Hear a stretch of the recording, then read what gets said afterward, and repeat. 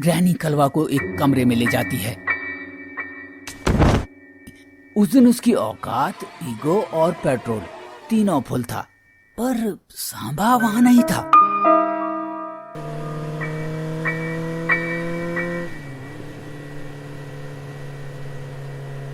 ये कहानी है 3 दोस्तों की, गब्बर, कलवा और सांभा की।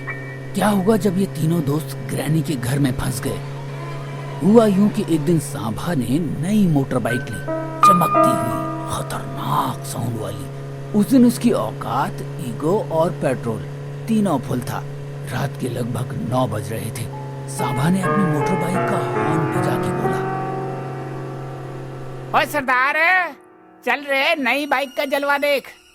ओए सांभा, ये बाइक ली है या चुड़ैल बुलाने की मशीन? सही है भाई, इसका इंजन स्टार्ट होता है तो हमारी रूह कांप जाती है। तुम दोनों आगे जाओ, मैं फुल स्पीड से तुम्हारे आगे निकल जाऊंगा, फिर तुम्हें तुम्हारी औकात पता चल जाएगी। गब्बर और कलवा आगे निकल गए।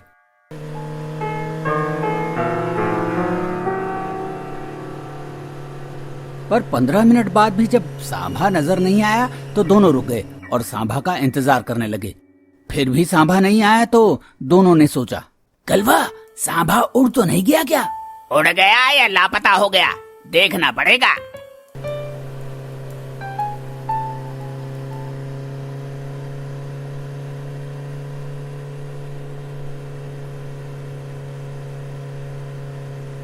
जब दोनों पीछे गए तो जंगल के रास्ते में एक पुराना मकान मिला और उसके सामने सांभा की नई बाइक खड़ी थी।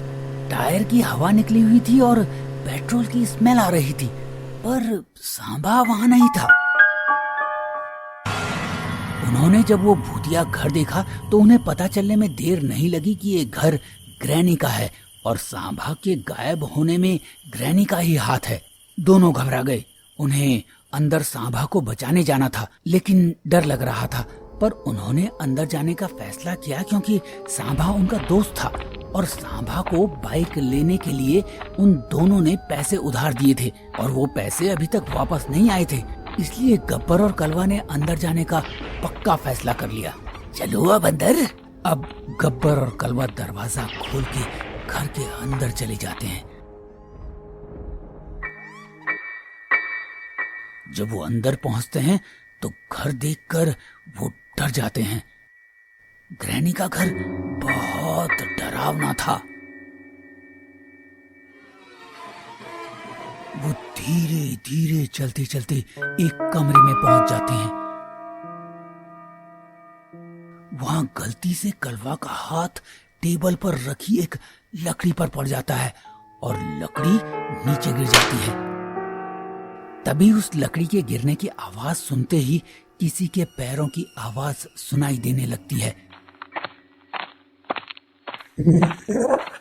उन्हें ऐसा महसूस होता है कि जैसे कोई धीरे धीरे उसी कमरे की ओर आ रहा हो।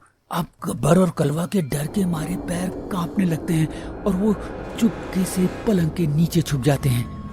I see you. कलवा, ये कौन हमारे कमरे की ओर आ रहा है? गब्बर, पागल कहीं के, ये हमारा कमरा नहीं है, सुअर के बच्चे।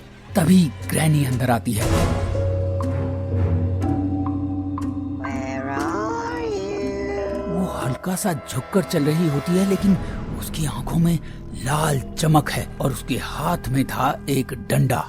ग्रैनी के अंदर आते ही ऐसा लगने लगा मानो हवा रुक सी गई हो और टाइम थोड़ा स्लो हो गया हो। गब्बर और कलवा दोनों पलंग के नीचे छुपे हुए थे और ग्रैनी को लगातार देख रहे थे। कुछ देर बाद ग्रैनी वहां से चली गई। बाप रे, क्या काला जादू था कलवा, ये पक्का तेरी माँ होगी। गब्बर, पागल कहीं के, बकवास बंद कर और चल दूसरे कमरे में जाकर सांभा को ढूंढते हैं। गब्बर और कलवा दूसरे कमरे में सांभा को ढूंढने जाते हैं। वो धीरे धीरे दूसरे कमरे में जाते हैं। जब वो अंदर जाते हैं तो गब्बर का हाथ दीवार पर लगी एक फोटो पर लग जाता है और वो फोटो नीचे गिर जाती है। कलवा और गब्बर देखते हैं कि वो रूम बिल्कुल खाली था और उसमें छुपने की कोई जगह नहीं थी।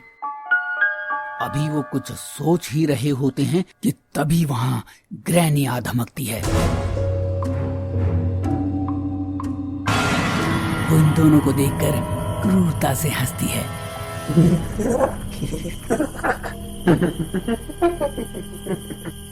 अब ग्रैनी गब्बर और कलवा की तरफ बढ़ने लगती है। ये देखकर गब्बर और कलवा की तो डर के मारे सिट्टी पिट्टी गुम हो जाती है और वो दोनों वहां से भागने लगते हैं।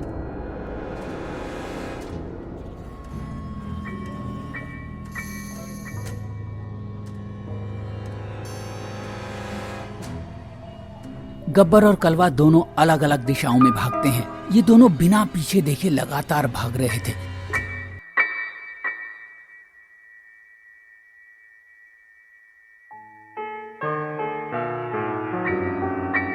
गब्बर थोड़ा तेज भागा और उसने ग्रैनी से अपना पीछा छुड़वा लिया।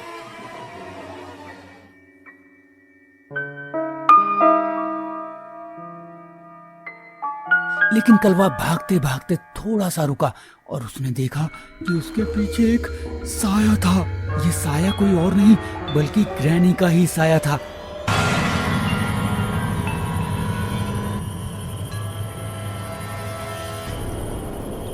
ग्रैनी ने डंडे से कलवा पर एक जोरदार वार किया।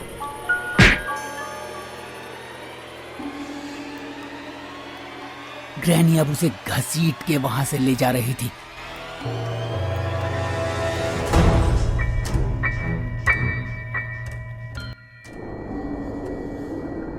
गब्बर चुपके से एक कोने में खड़ा ये सब देख रहा था और वो अब ग्रैनी का पीछा करता है।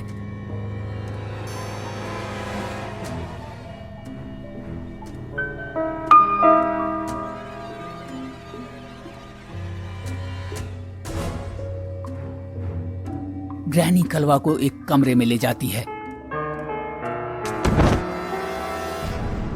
इस कमरे के दूसरे कोने पर बैठा था सांभा, जिसके मुंह पर टेप लगी थी और उसकी आंखों में डर साफ झलक रहा था। और अब ये दोनों एक ही रूम में ग्रैनी के मेहमान बन गए थे। गब्बर ये सब देखता है और कमरे से थोड़ी दूर चला जाता है।